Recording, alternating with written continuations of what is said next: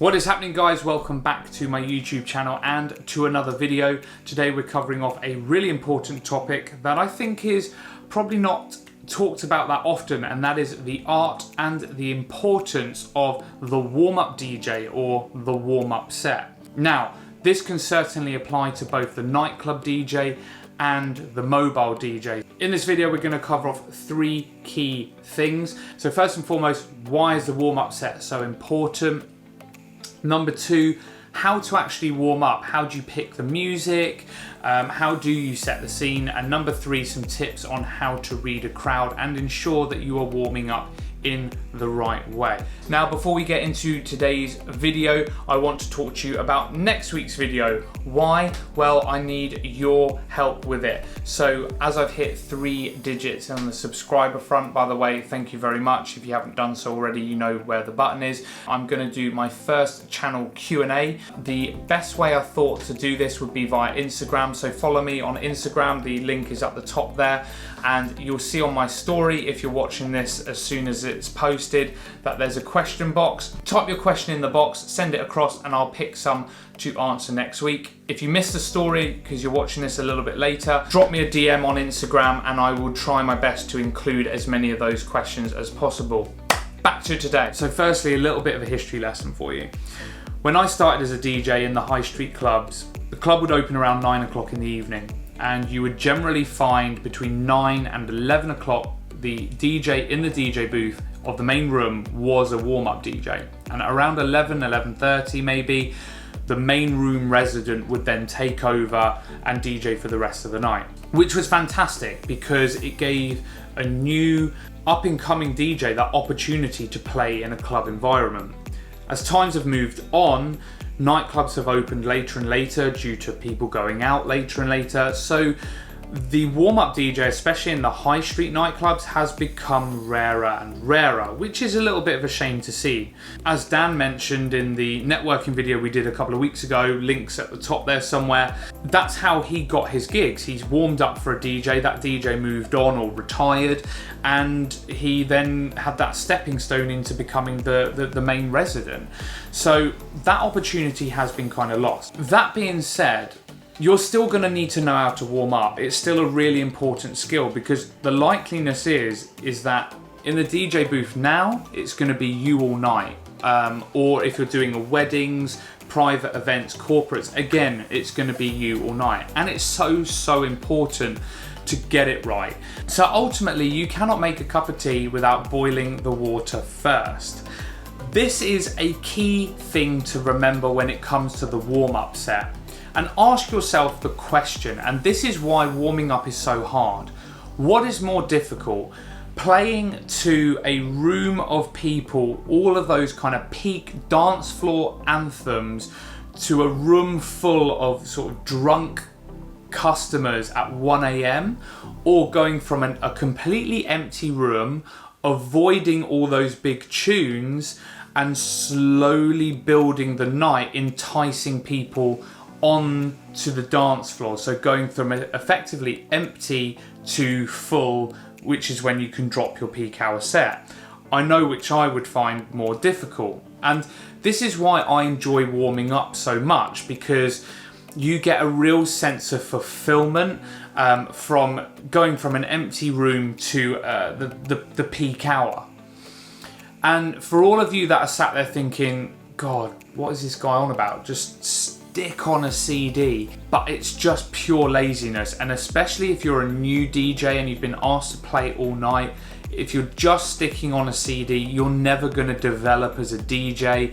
I really would encourage you to learn the skill and the art of warming up.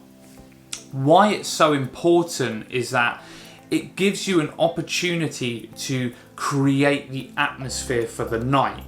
You know, no one wants to go into a nightclub where you're playing EDM, in-your-face kind of tunes, but it does give you the opportunity to play something that perhaps you haven't played in a while, something a bit more old school, something a bit more down tempo, something a bit more obscure. The sign of a good warm-up is creating an atmosphere whereby you're enticing people slowly onto the dance floor so that when you're ready to play those peak hour anthems at 12 a.m, 1 in the morning, you can literally put your foot on the accelerator and smash it out of the park. So that leads quite nicely into the next point, which is how do I pick music for the warm-up set?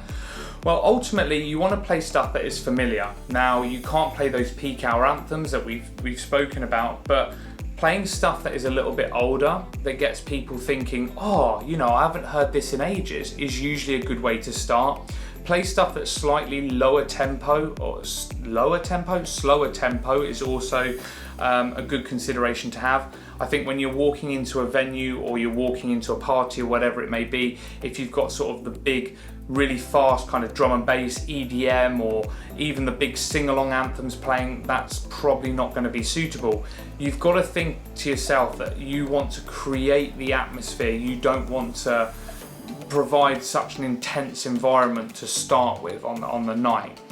You might also want to use it as an opportunity to try out some more obscure remixes, as long as they fit the atmosphere and you think that it won't scare people away, or try some newer stuff that you perhaps haven't had an opportunity to road test, just to kind of see what the crowd reaction is like, provided they fit the criteria that we've spoken about before, so nothing too intense or anything like that. Taking these things into account when picking your songs for the warm-up set will help you to really build the right atmosphere, ready for when that crowd is all set to go on the dance floor.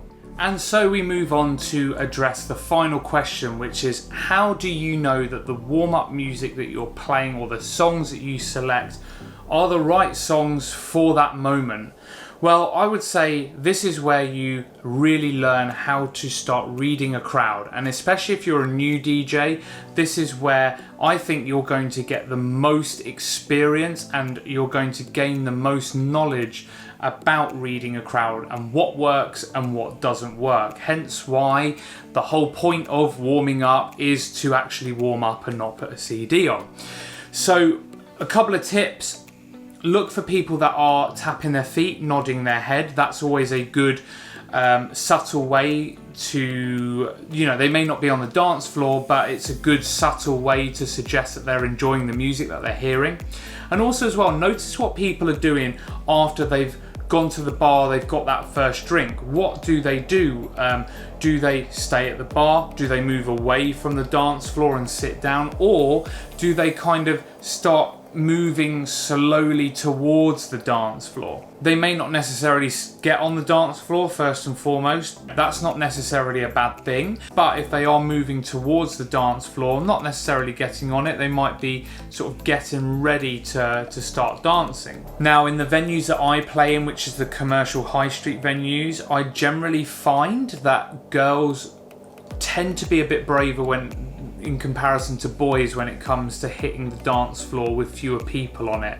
If I play music that appeals to a more feminine or female crowd, so that works better in terms of song selection.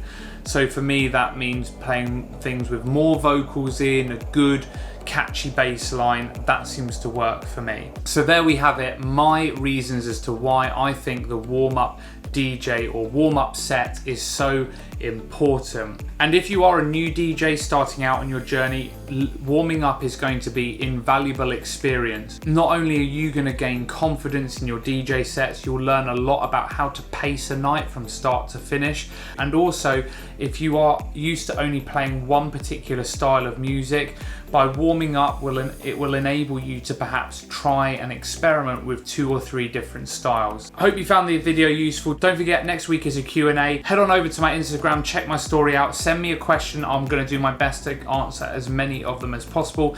If you find that you're watching this too late and the story's already gone, just send me a DM and I'll try my best to include your question. If you like this type of thing, do please consider hitting the subscribe button. Send me a comment, give me a like, all of that good stuff, and I will see you in the next one.